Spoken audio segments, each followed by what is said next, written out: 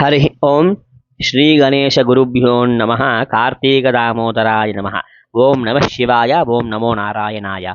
కార్తీక పురాణం 12వ అధ్యాయము 12వ రోజు పారాయణము. ద్వాదశి ప్రశంస సాలగ్రామ దాన మహిమ. మహారాజు అయినటువంటి జనకునికి వశిష్ఠుడు చెబుతూ ఉన్నాడు. కార్తీక మాసమైనటువంటి సోమవారమున కార్తీక ద్వాదశి వ్రతం గురించి, సాలగ్రామ మహిమల గురించి వివరిస్తాను విను అని చెప్పేసి చెబుతూ ఉండగా, కార్తీక సోమవారం నాడు ఉదయమే లేచి కాలకృత్యాలు తీర్చుకొని నదికి వెళ్ళి స్నానము చేసి ఆచమనం చేసి శక్తి కొలది బ్రాహ్మణులకు దానము చేసి ఆ రోజంతా కూడా ఉపవాసం ఉండి సాయంకాలము విష్ణు ఆలయమునకు కానీ శివాలయమునకు కానీ వెళ్ళి అక్కడ దేవుని పూజించి నక్షత్ర దర్శనం చేసుకొని పిమ్మట భుజింపబలేను. ఈ విధంగా చేసినటువంటి వారికి సకల సంపదలు కలగడమే కాక మోక్షం కూడా కలుగుతుంది. కార్తీక మాసంలో శని త్రయోదశి వచ్చిన ఎడల ఆ వ్రతం ఆచరించినచో 100 రెట్లు అధికమైనటువంటి ఫలితం కలుగుతుంది.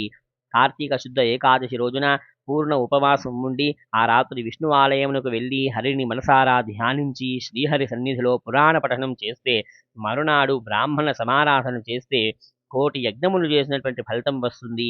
ఈ విధంగా చేసేటువంటి వాళ్ళందరికీ కూడా సూర్యగ్రహణ సమయంలో గంగానదిలో స్నానం చేసి కోటి బ్రాహ్మణులకు భోజన దానం చేసినటువంటి పుణ్యం వస్తుంది. అంతకంటే కూడా అధికమైనటువంటి పుణ్యమే వస్తుంది. కార్తీక శుద్ధ ద్వాదశి నాడు శ్రీమన్నారాయణుడు శేషపానుపు నుంచి లేచును గనుక కార్తీక శుద్ధ ద్వాదశి వ్రతమును విష్ణువునకు చాలా ఇష్టమైనటువంటిది.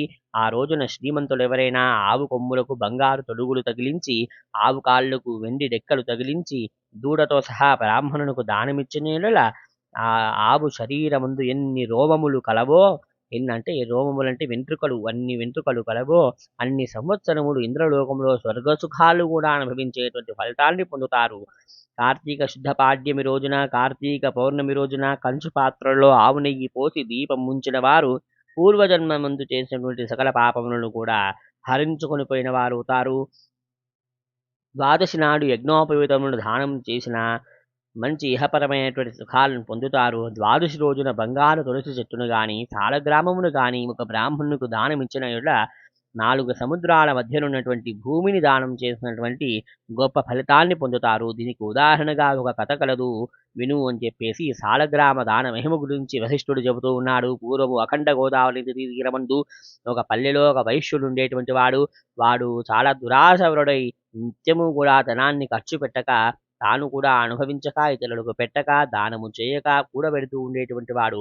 ఎప్పుడూ కూడా పరనిందలతో బతికేవాడు తప్ప, అంటే ఇతరులను తిడుతూ ఉండేటువంటి వాడు తప్ప ఎవరిని కూడా పొగిడేటువంటి వాడు కాడు. భగవంతునైనా సరే కీర్తించేటువంటి వాడు కాదు.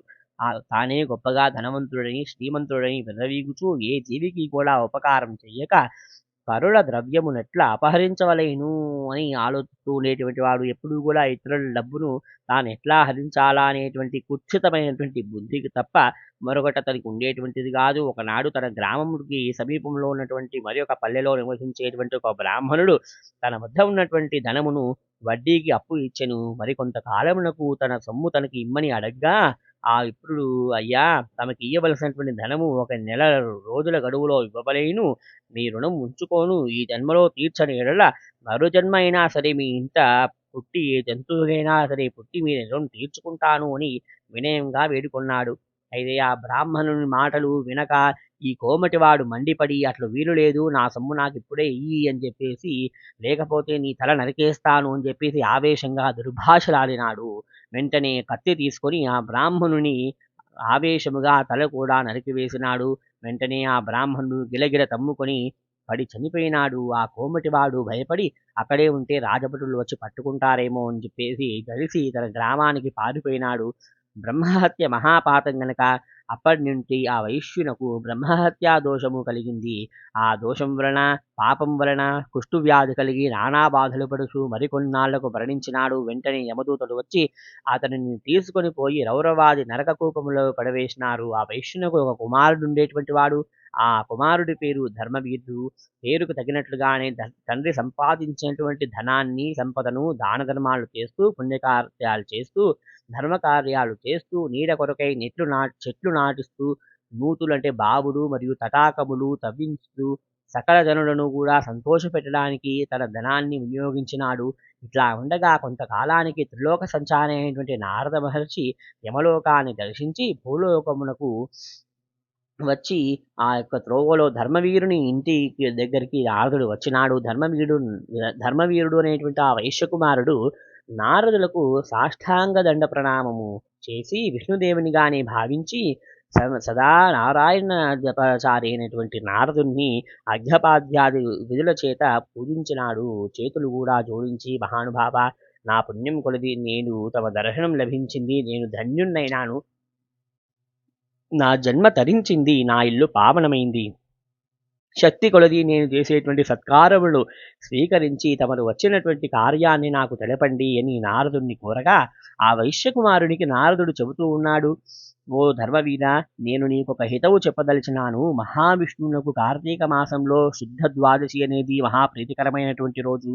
ఆ రోజున స్నాన దాన జపాదులు ఏవి చేసినను అత్యంత ఫలితం కలుగుతుంది. 4 జాతులలో ఉండేటువంటి వారెవరైనా, స్త్రీ అయినా, పురుషుడైనా, జారుడైనా, చోరుడైనా, పతివ్రత అయినా, వ్యభిచారిణి అయినా, శుద్ధ ద్వాదశి నాడు సూర్యుడు తులారాశి యందు ఉండగా నిష్టగా ఉపవాసం ఉండి సాలగ్రామ దానములు చేసినటువంటి వెనుకటి జన్మలందు చేసినటువంటి పాపములన్నీ కూడా నశిస్తాయి. నీ తండ్రి యమలోకంలో మహానరకం అనుభవిస్తూ ఉన్నాడు, అతన్ని ఉద్ధరించుటకై నీవు సాలగ్రామ దానము తప్పక చేయవలేను అని కూడా ఆ ధర్మవీరుడైనటువంటి వైశ్యకుమారుడికి నారదముని చెప్పినాడు.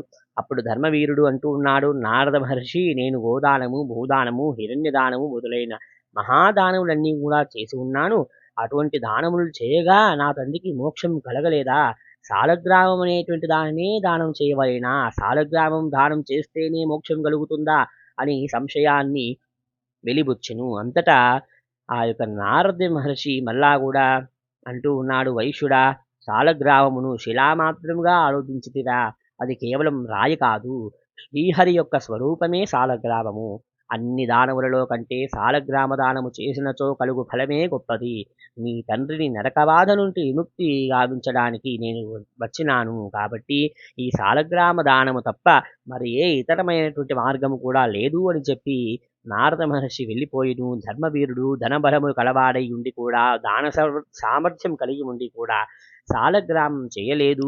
కొంతకాలమునకు అతడు చనిపోయెను. నారదుడు చెప్పినటువంటి హితబోధను విడిచిపెట్టి తన వద్ద శక్తి ధనము ఉండి కూడా సాలగ్రామం దానం చేయకపోవడం కారణం చేత మరణాంతరము 7 జన్మలయందు పులి అయి పుట్టి, 3 జన్మలయందు వానరమై పుట్టి, 5 జన్మలయందు ఎద్దుగా పుట్టి, 10 జన్మలు మానవ స్త్రీగా పుట్టి, 10 జన్మలు పందిగా జన్మించి ఉండెను. అట్లు జరిగిన తరువాత 11వ జన్మలో ఒక పేద బ్రాహ్మణుని ఇంట స్త్రీగా పుట్టి, ఆమెకు యవ్వన కాలము రాగా ఆ పేద బ్రాహ్మణుడు ఒక విద్వాంసునకు ఇచ్చి పెళ్లి చేసెను. పెండ్లి అయినటువంటి కొంతకాలమునకు ఆమె భర్త చనిపోయిను. చిన్నతనమందే ఆమెకు అష్ట కష్టములను సంభవించెను. తల్లిదండ్రులు, బంధుమిత్రులు చాలా దుఃఖించిరి. తండ్రి ఆమెకు ఈ విపత్తు ఎందుకు కలిగిందా అని ఆలోచిస్తూ అతని దివ్య దృష్టి చేత గ్రహించి వెంటనే ఆమె చేత సాలగ్రామ దానము చేయించి, నాకు బాల వైధవ్యమునకు కారణమైనటువంటి పూర్వజన్మ పాపం నశించుగాక అని ఆమెతో చెప్పించి సాలగ్రామ దాన ఫలమును దారవోచెను. ఒకరోజు కార్తీక సోమవారం ఒకటి వలన ఆ రోజు సాలగ్రామ దాన ఫలముతో ఆమె భర్త జీవించెను. పిదప ఆ నూతన దంపతులు చిరకాలమునకు కూడా సకల సౌఖ్యములతో జీవించి ఉండిరి. జన్మాంతరమున స్వర్గమునకేగిరి. మరికొంతకాలమునకు ఆ బ్రాహ్మణ పుత్రిక మరొక బ్రాహ్మణుని ఇంట కుమారుడుగా పుట్టి నిత్యము సాలగ్రామ దానమును చేయుచు ముక్తిని పొందెను. కాబట్టి ఓ జనక, కార్తీక శుద్ధ ద్వాదశి రోజున సాలగ్రామ దానము చేసినటువంటి ఫలితము అంతింత కాదు, ఎంతో ఘనమైనటువంటి ఫలితం ఉంటుంది. కాబట్టి నీవు కూడా సాలగ్రామ దానము చేయుము అని చెప్పి నారద మహర్షి జనక మహారాజుకు చెప్పినటువంటి స్కాంద పురాణాంతర్గత వశిష్ట ప్రోక్త కార్తీక మాహాత్మ్యమునందలి ద్వాదశాధ్యాయం 12వ రోజు పారాయణం సమాప్తం. హరి ఓం తత్సత్. యన్మూలే సర్వతీర్థాని యదగ్రే సర్వదేవతాః యన్మధ్యే సర్వవేదాశ్చ తులసీ త్వాం నమామ్యహం. ఓం శ్రీ తులసీదేవ్యై నమః.